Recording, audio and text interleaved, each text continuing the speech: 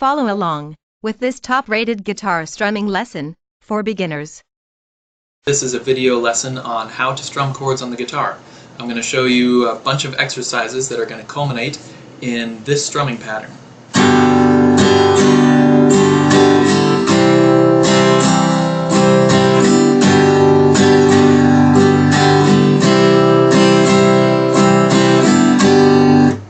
So there are two types of people that are going to get a lot of use out of this video. Number one, if you've never tried strumming patterns before, but you've done some chords and maybe you've done some songs with single strums with singing perhaps. And the other type of person is you've tried strumming patterns and they keep coming out a little bit like this.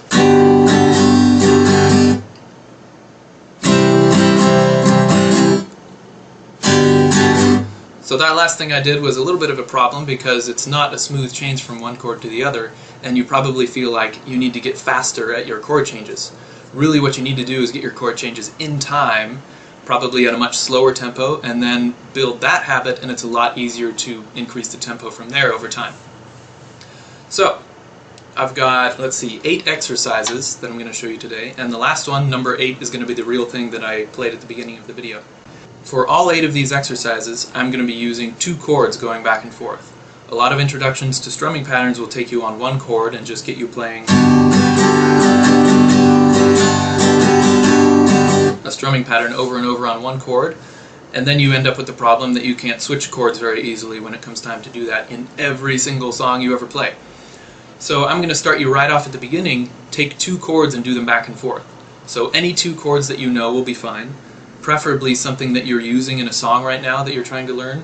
Maybe it's a song that goes G, D, E minor, C. There are a lot of them. So take 2 chords out of that are next to each other, maybe G and D, and do these 2 chords back and forth. Any 2 chords you know is going to be just fine for this.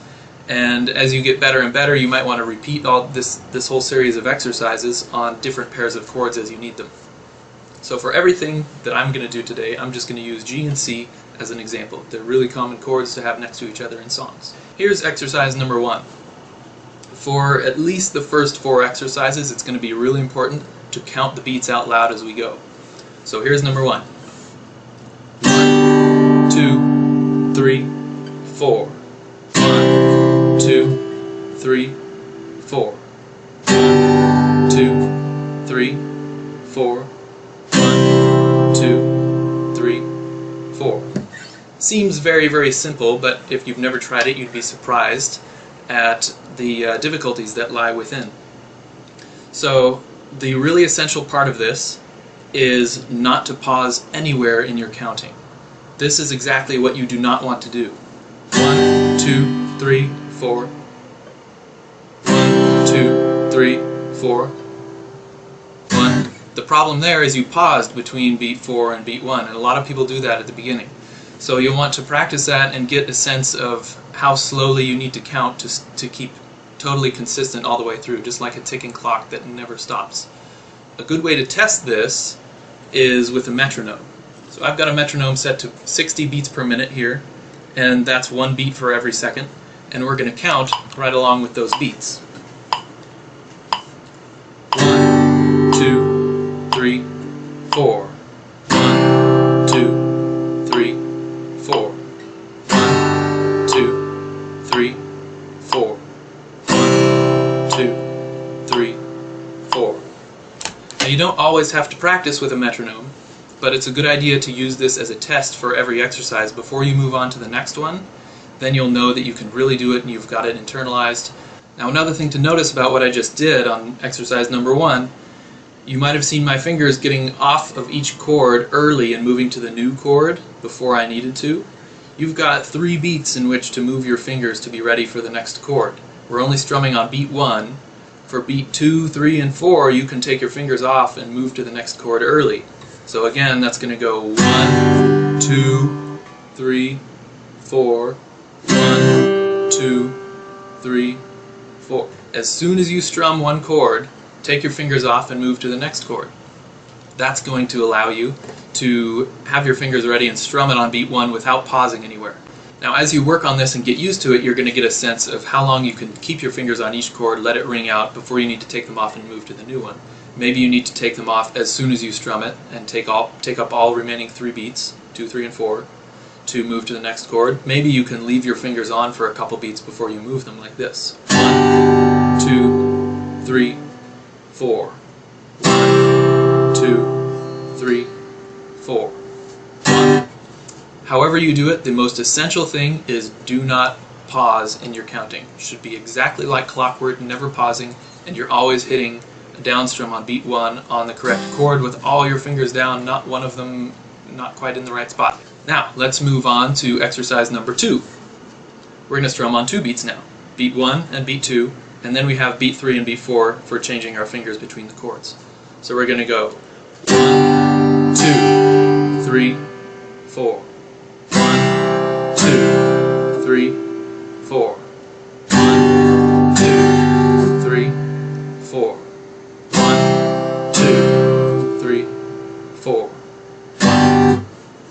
So again, as you get better at this, you'll want to check it with a metronome, 60 beats per minute. 1, 2, 3, 4. 1, 2, 3, 4. 1, 2, etc. So you don't always have to practice with a metronome, just make sure you test yourself before you move on to each one. And the metronome will keep you honest and tell you if there's some little problems in your strumming and in your rhythm or your counting that you didn't notice before without it. Okay, exercise number 3, we're going to strum on the first 3 beats now, and we only have beat number 4 for changing our fingers from one chord to the next. Here's how it goes. 1, 2, 3, 4. 1, 2, 3, 4.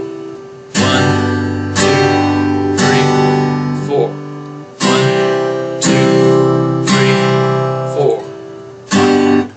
4. Again, test yourself with a metronome before you move on. Exercise number 4, can you guess where we're going? We're going to strum on all 4 beats. That means you have from beat 4 to beat 1 about 1 second to move from one chord to the next. Here we go. 1, 2, 3, 4. 1, 2, 3, 4.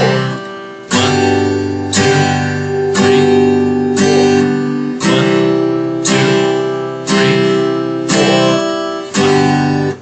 So if you've already conquered exercise 1, 2, and 3, and you're just fine on those, and this one's giving you trouble, slow the tempo down. You can slow it down as much as you want, especially when you're counting without the metronome. Just try to keep a steady tempo as you go when you're counting. You can go 1, 2, 3, 4. Change those fingers. 1, 2, 3, 4. Get back to the G chord. So you can slow it down as much as you want, and it expands that amount of time between beat 4 and beat 1. Now this exercise is going to be probably the most essential one in terms of your ultimate progression on strumming, because nothing is going to get any faster than this in your left hand. Your chord changes don't have to be any faster relative to the beat. You can change the tempo obviously, but we're always going to be changing chords from beat 4 to beat 1 now. So this one, again, test yourself, 60 beats per minute on the metronome. You can go faster or slower if you want, but I wouldn't move on until you can do 60 beats per minute, 1 beat every second. Now number 5, we're going to start adding upstrokes. When we add upstrokes, we're going to say the word "and" in between the beats as we do it. So this one we're going to count it as 1, 2, and 3, and 4. 1, 2, and 3, and 4. So when we're strumming that, we're going to strum down on the numbers, and we're going to strum up when we say "and." So we're going to strum up between 2 and 3, and up between 3 and 4. Again, that's 1, 2, and 3, and 4. So get that counting in your head as you kind of fake strum over here. And then when you're ready, maybe just try it out on one chord. 1, 2, and 3, and 4. 1, 2, and 3, and 4. Again, when we start changing chords, we're going to have from beat 4 to beat 1 in order to change those. So if you were able to do exercise number 4 okay, if you've conquered that one, number 5 is going to be exactly the same in the left hand. The only difference is the right hand, where we're going to be strumming up strums in between some beats. So here's how it goes with 2 chords now.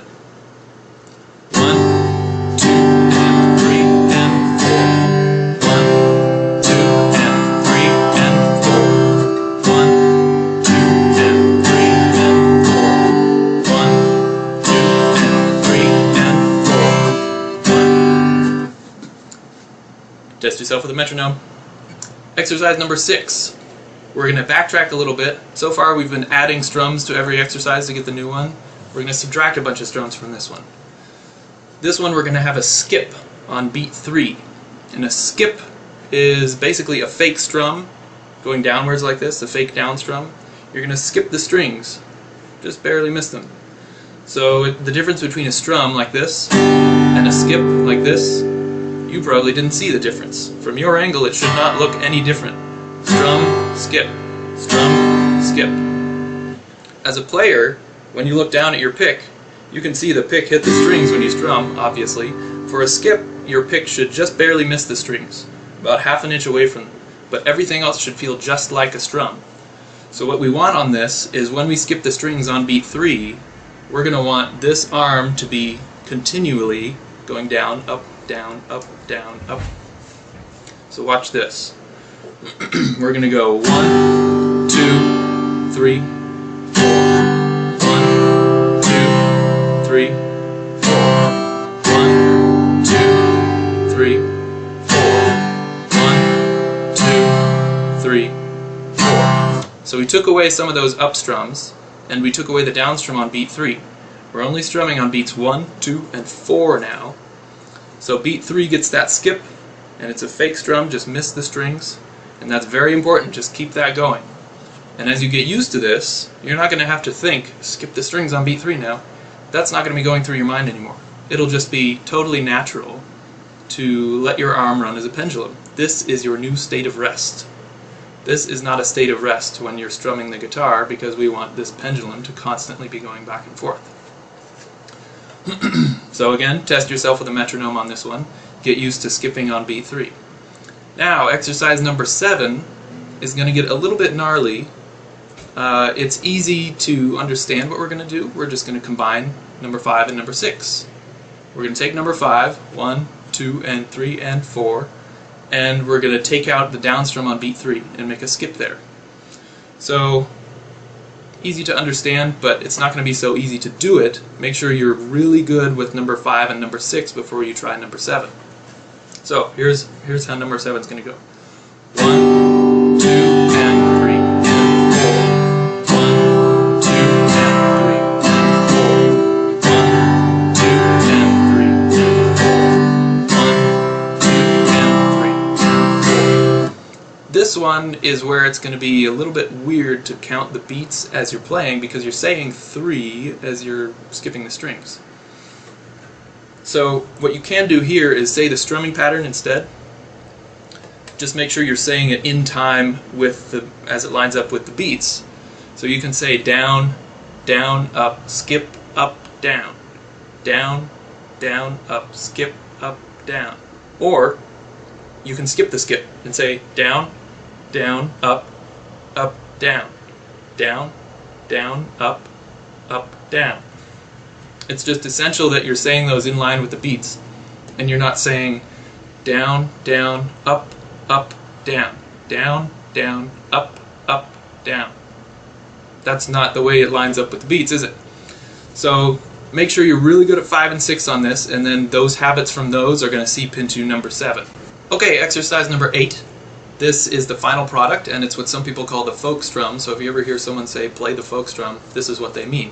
We're going to add an up strum on the end of beat 4. This is after beat 4, before you get to beat 1 of the next one. Now, your first reaction to this should be, oh God, that gives me only half the amount of time to change chords. But we're going to cheat. And it's okay to take this little cheat move because everyone does it. The cheat move is we're going to treat our left hand the same as we were treating it before. Once you hit the down strum on beat 4, take your fingers off, start moving to the next chord, and then we hit the up strum on the nothing chord, which is, I call it the nothing chord because you're not using any fingers. You're hitting the up strum as your fingers are changing chords. So we're going to hit that up strum between beat 4 and beat 1. So here's 4 and 1. Let's try that again. 4 and 1. I'm exaggerating my movement in this hand so you can see when my fingers come off and when I hit that up strum. So here's the whole thing. 1, 2, and 3, and 4, and 1, 2, and 3, and 4, and 1, 2, and 3,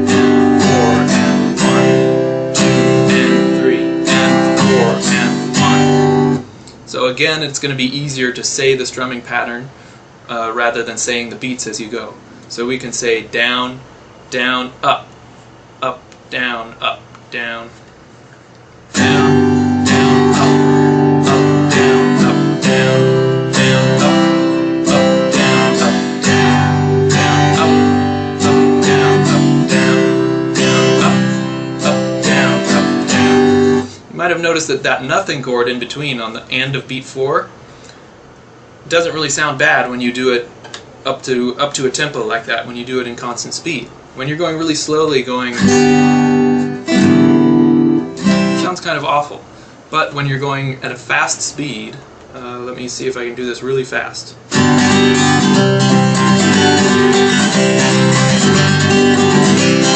It sounds really natural. It sounds like it's supposed to be there because literally everyone does it, and that's what our ears hear when you hear someone strumming on a pattern like this that has an up strum right before the next beat 1.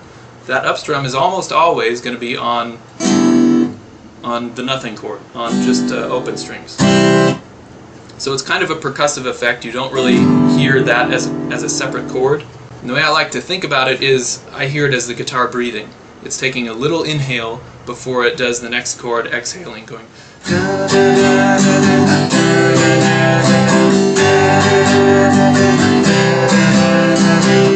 Okay, that's everything. Take all 8 of those exercises and run them on several different pairs of chords. You'll be the judge of when you don't need to do it on any more pairs of chords because you got it. Make sure you're testing yourself with the metronome all the way through. I know I've said that before, but really essential that you know that you're staying in time, because if it's just in your head or if it's just speaking out loud without any external source, you don't know if you're really in time. Don't forget to subscribe to our YouTube channel and hit the thumbs up.